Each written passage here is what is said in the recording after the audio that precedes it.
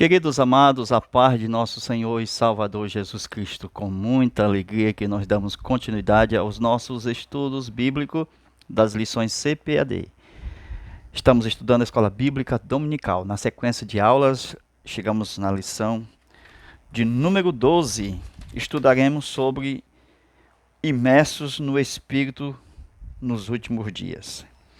Nós estamos estudando exatamente a volta da glória, aonde a casa encherá de glória. Por isso que na lição passada o textuário falou que, veja aí, toda a terra está cheia da sua glória. Isaías 6 e versículo 3.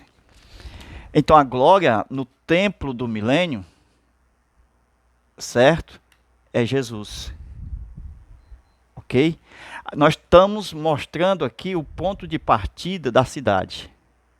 A cidade, olha aí, a escatologia, ela precisa do ponto de partida. João disse, eu vi a cidade santa que de Deus descia do céu. Essa cidade está descendo e ela ficará exatamente na posição sobre a terra. Ela não aterrissará no solo. Ela estará aqui, fazendo a função de sol, de luz. As nações andarão à sua luz. Ok? E aqui nós observamos o Espírito Santo é o Espírito do reino. Então, a gente mostra essa parte aqui, ó, do desenho. Certo? Esse pedaço aqui é isso aqui. Esse pedaço aqui é isso aqui. Ok? Essa parte aqui já está recuperado. Porque o diabo saiu de lá e caiu aqui, ó. Entendeu?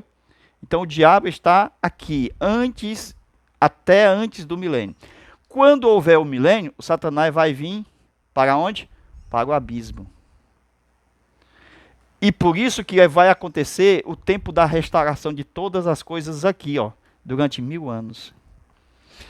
E a gente percebe, logo aqui, falando do capítulo 47 de Ezequiel, capítulo 47, que vamos introduzir esta aula mostrando o seguinte.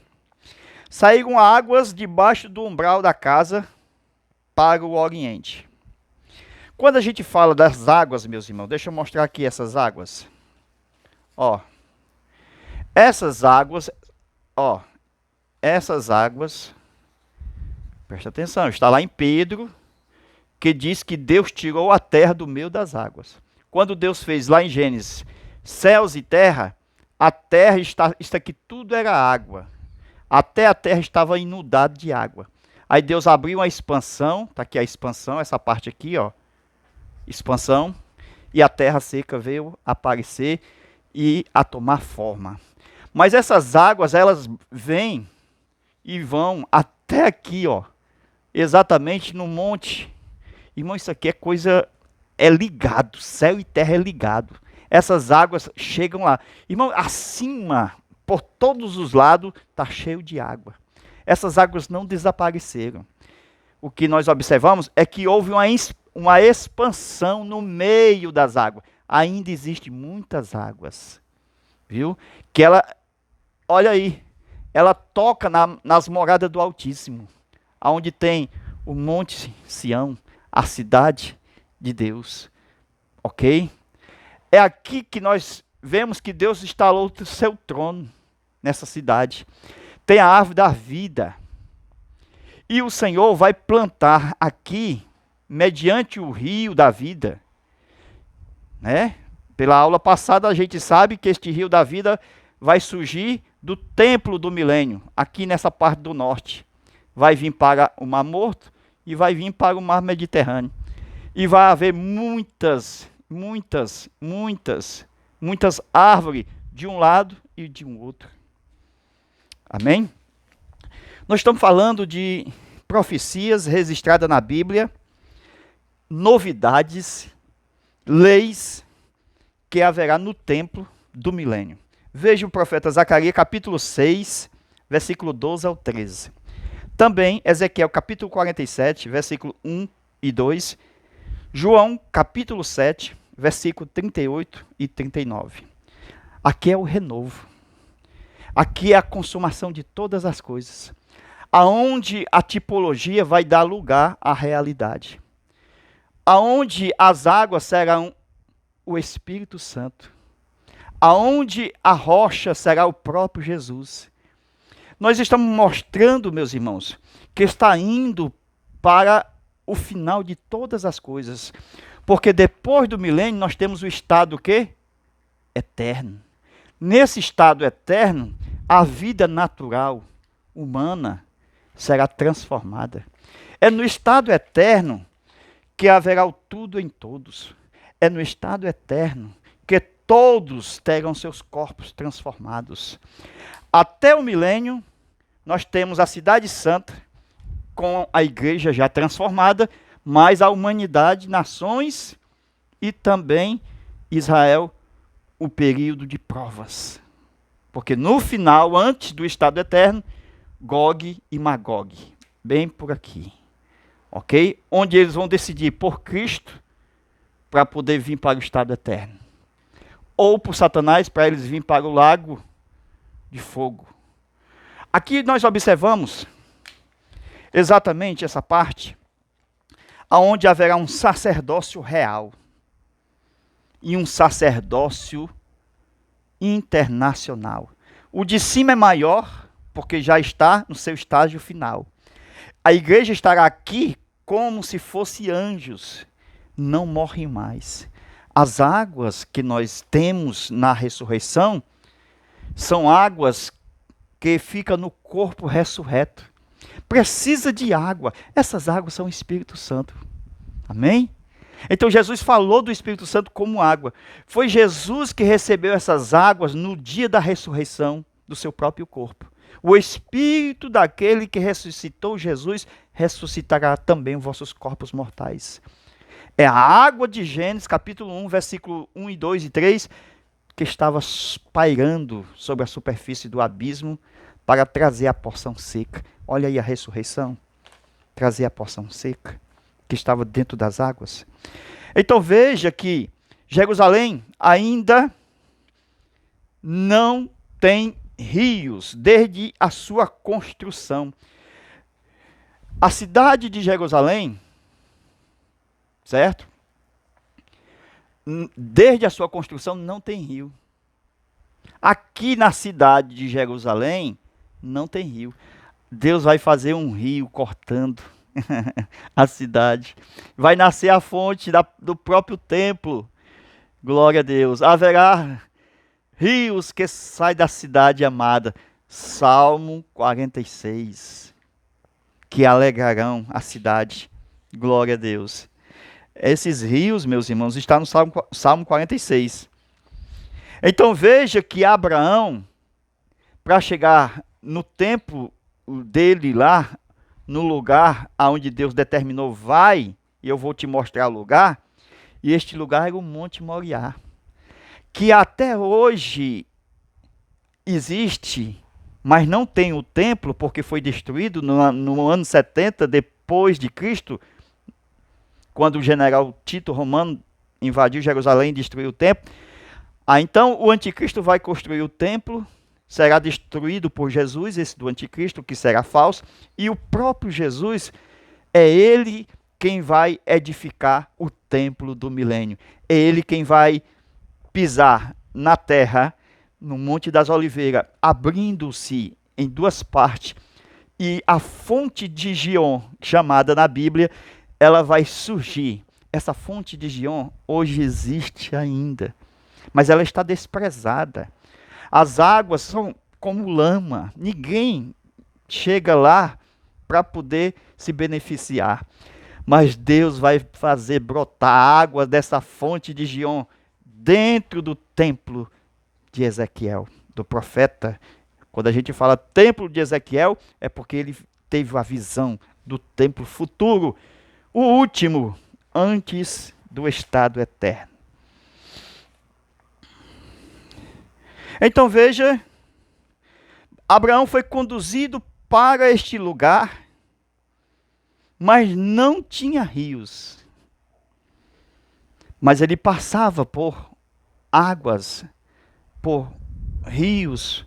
Ele passava até chegar a um lugar que não tinha rio.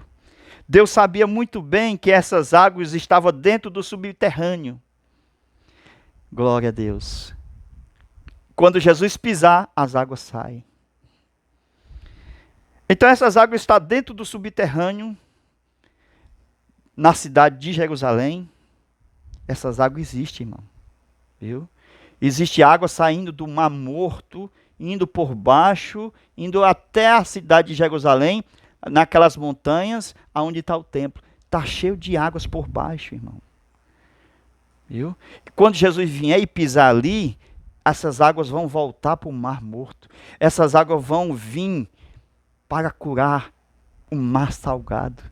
E vai ir para o oeste para curar o mar Mediterrâneo, que é chamado de Mar Grande.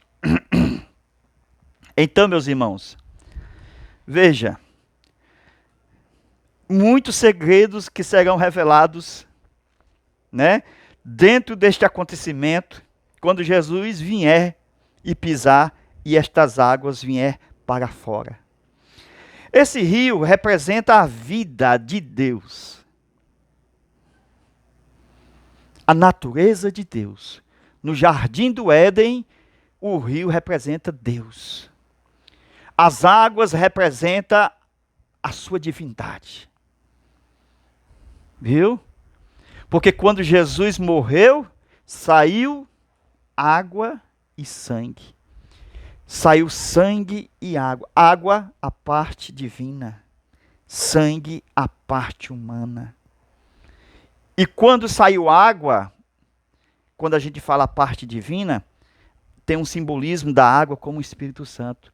Quando Jesus morreu na cruz, ele diz: Pai, está consumado, e entregou o seu Espírito. Olha aí a água saindo, entregou o seu Espírito, e saiu água, e saiu sangue. Então veja, rios fluindo para a criação. Esse rio que vai fluir será para a criação. O que é isso? É que vai ser curado as águas dos mares, e que esses mares estão ligados a outros rios e mares. Deus vai curando a terra, glória a Deus, através desses rios. Amém?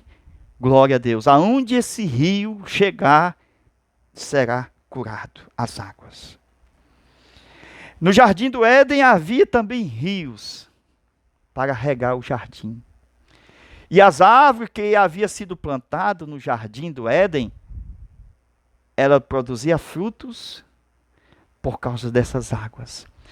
A árvore da vida plantada no jardim do Éden também recebia dessas águas para poder produzir frutos. Interessante, meus irmãos, é que depois dessas águas do Éden, Deus vai ter que colocar água lá no tabernáculo de Moisés em uma pia. Até hoje na nossa igreja existe água.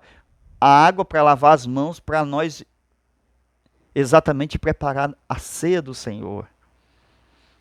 Não tem o lavabo onde nós lavamos as mãos para cortar o pão e entregar? Infelizmente, pela pandemia, esta água foi trocada por álcool em gel. Que isso é um absurdo. Então veja, depois dessa pia, essa pia que estava no templo de Salomão, melhor, também estava lá, mas de uma forma aumentada, em vez de uma pia que havia no tabernáculo de Moisés, no templo de Salomão, nós já temos 10 pias. E além destas 10 pias, nós temos o mar de fundição, aonde ele é colocado em cima de 12 bois, 3 bois para o norte, 3 bois para o sul, 3 bois para o leste e 3 bois para o oeste, representando os 4 pontos cardeais, mostrando que essas águas eram águas que representavam o mar de cristal de Apocalipse 22, quando João viu. Então, irmão, todas essas águas estão ligadas em simbologia, tipologia e realidade. No templo do milênio, essa fonte de água que havia no tabernáculo de Moisés e havia no templo de Salomão, no templo do milênio será uma fonte de água viva, saindo do templo quadrado de Ezequiel. Viu? Este rio vai ser um rio que estará em crescimento. Então Deus está trocando as bacias pela fonte de água viva. Até nós, Cristo colocou dentro do ser, do interior, rios de água viva. Ele estava falando do Espírito Santo. Por quê? Porque nós temos esse rio de água viva pela fé, pela palavra, pela morte de Cristo. Saiu sangue e água. Esta água veio até nós. E essa água inundou o nosso ser, nossa alma, nosso espírito e nosso corpo. É como um filtro que sai água de cima, passa pelo filtro e vem água para baixo, até vir água para a torneira. Então inundou o nosso ser. No dia da nossa ressurreição, se nós não formos arrebatados, esta água inundará em plenitude o corpo da ressurreição. Será como sangue esta água nas veias do corpo ressurreto. Não terá exatamente como hoje é o corpo, o sangue literal, mas o Espírito de Deus como água no corpo ressurreto, fazendo o papel do sangue. Amém? Glória a Deus. Porque não será mais uma vida natural. Porque carne e sangue não herda o reino de Deus, mas será uma vida transformada. Quando fala de uma vida transformada, ela transforma todo ser humano, órgãos genitais, enfim, transforma o ato da digestão, porque não será mais assim, porque as pessoas não terão mais necessidade fisiológica. Deus transformará este corpo abatido. Tudo que a gente comer no corpo da ressurreição, Paulo diz que será absolvido pela vida. Olha as águas funcionando, meus irmãos, no corpo da ressurreição. Glória a Deus. Então veja a mudança. Começou no Éden, veio para a bacia, mar de fundição, fonte de água viva, e o Espírito do reino nos homens. João 7,38 fala sobre o Espírito Santo no ventre, que está fluindo como água para a vida eterna. Então percebes que estas curas que vai ser proporcionada aos rios, é porque estão contaminados. Irmão, Apocalipse fala de juízo sobre as águas. Fala sobre o Leviatã que está no mar. Fala que o mar se transformará em sangue. No livro de Apocalipse fala que o mar receberá na sua terça parte do mar o juízo de Deus. Então veja que este mar precisa ser curado, irmãos. Sabe por quê? Porque no milênio, Deus vai fazer como era o jardim do Éden. Assim como era o jardim do Éden, Deus vai fazer aqui durante 1000 anos. Aqui haverá mar. Depois, na eternidade, não haverá mais o mar. Amém? Deus vai cumprir este grande segredo aqui no milênio. Vai estar em pleno funcionamento o mar e os rios. Mas, na eternidade, está escrito, não haverá mais o mar. Não terá necessidade, porque é um corpo ressurreto. Glória a Deus. Então, veja o grande desafio do profeta Ezequiel, quando estava dentro do templo e brotou água. E ele viu essas águas, irmão, descendo. Porque se o templo de Ezequiel, visto lá, está sobre o monte, então as águas elas vão descendo do monte até chegar ao Mar Morto, até chegar ao Mar Grande, que é o Mediterrâneo. Então essas águas elas vão crescendo. E à medida que o profeta vai saindo de dentro do templo, pela visão, as águas vão crescendo também.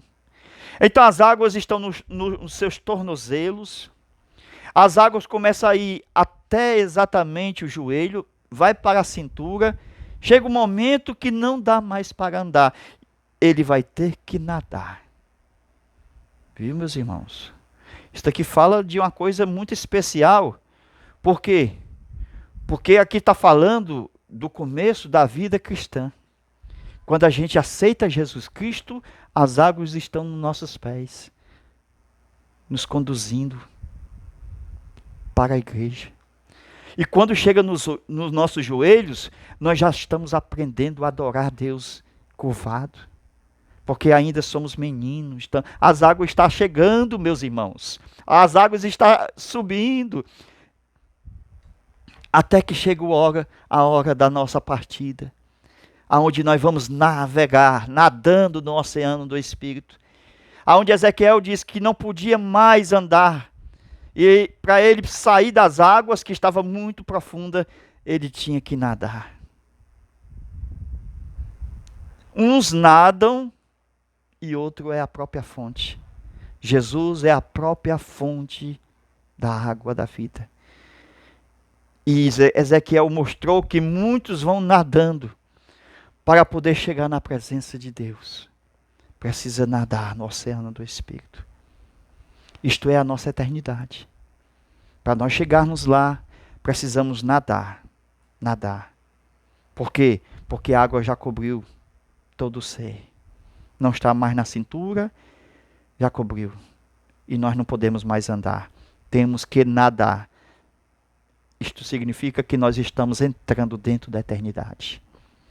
Quantas pessoas não estão nadando agora? Outras já nadaram e outras vão nadar. Vai chegar o momento em que a igreja estará nadando no oceano do Espírito. Essa é a experiência, meus irmãos. Glória a Deus. E essa experiência é muito forte.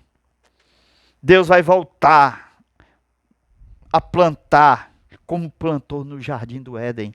Ele vai plantar exatamente a árvore da vida. No jardim do Éden havia uma. Porque no Éden, irmão, era um instrumento de eleição. Se o Adão comesse, não morreria. Como Adão não comeu da árvore da vida, ele morreu. O que vai acontecer?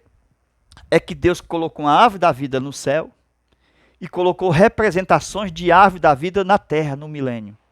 As árvores da vida que Ezequiel fala, que de um lado do rio e do outro lado estava cheio dessas árvores, elas não são instrumento de eleição como no Éden, mas são instrumentos de longevidade. Quem comer desta árvore, elas vão ter uma vida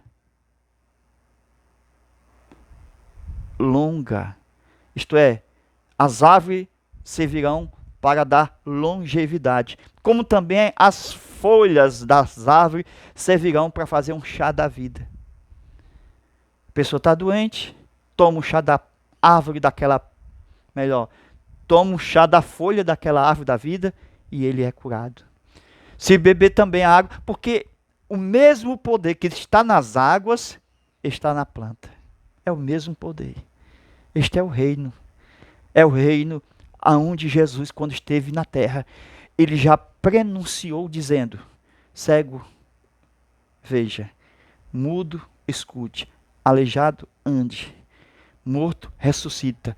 Tudo isso estará de uma forma presente, esses milagres, no templo do milênio. Amém? Por isso que as pessoas vão viver muito, porque terão saúde em abundância, porque terão saúde ao comer da árvore da vida e ao beber da água da vida. Esta vida será em si mesmo, conforme Jesus ensinou. Aquele que come e bebe terá vida em si mesmo. Glória a Deus. É uma fonte especial. Ezequiel, ele teve esses desafios, meus irmãos. Estar dentro do templo, sair do templo e ir às águas. Foi preciso que o anjo tirasse ele lá do meio das águas para as margens das águas. Glória a Deus, por meio da visão. E os desafios começou lá atrás, quando a gente vê sobre os ossos secos. Da forma que ele andou para ver os ossos secos, ele andou para ver as águas que estavam se aprofundando, desde o calcanhar até a cabeça. Amém? Glória a Deus.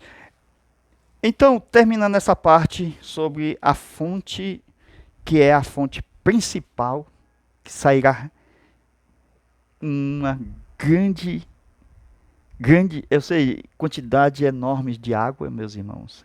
Então, é uma grande fonte.